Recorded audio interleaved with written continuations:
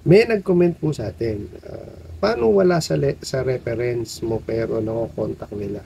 Baka naman ginawa mong reference kaya nila na-contact, parang imposible yun. Okay. Ang topic po nitong video na to is yung grabe naman kayong mga OLA collectors. No?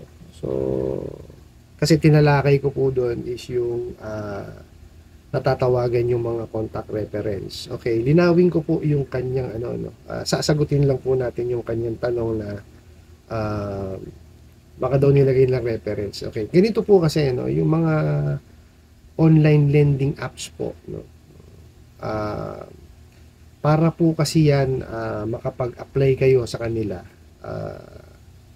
Hihingan kayo ng access, no, dun sa cellphone nyo, no. Access sa camera, sa videos, sa photos, contact numbers, tsaka location. So, ibig sabihin po, makukuha ko nila lahat yung contact numbers nyo. Ngayon, pagka na-approve mo siya kayo sa kanila, na 99% of the time na-approve po, no? At hindi kayo nakabayad sa oras, no? Pwede na-access po nila yung contact nyo. Natatawagan po nila. Okay? Ang sasabihin po nila dun sa tinawagan nila, i-reference, no? Which is supposed to be hindi naman po reference talaga. Kasi po, ang mga online apps, hindi naman po nakakahanap ng reference yan eh. Bakit? Kasi po, na-access nga po ang inyong mga contacts. So, bakit po sila manghingi ng reference? Okay? Ano po hindi ho imposible sa mga online lending apps yan. Kasi, binigyan, kumaga nanghingi sila ng access, binigyan naman nung so nahack ngayon yung phone mo. So kasi nakuha yung informasyon nung ng mga contacts mo, so nahack. So di ba?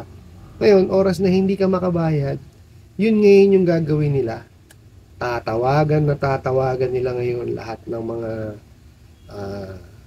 mga contacts mo na nakalagay sa phone book, no? Yun ang kanilang ngayon i-harass, no? Kaya ako busit sa mga yan kasi hindi paniningil ang ginagawa niya mga yan.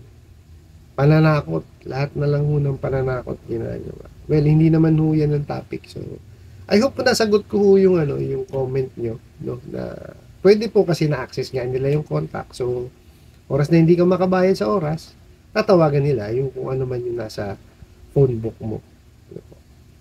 At sasabihin nila, reference. Pero hindi naman talaga reference kasi nasa phone book nga na-access na-hack eh. I hope po nasagot ko po yung katanungan. Maraming salamat po. Yun lang.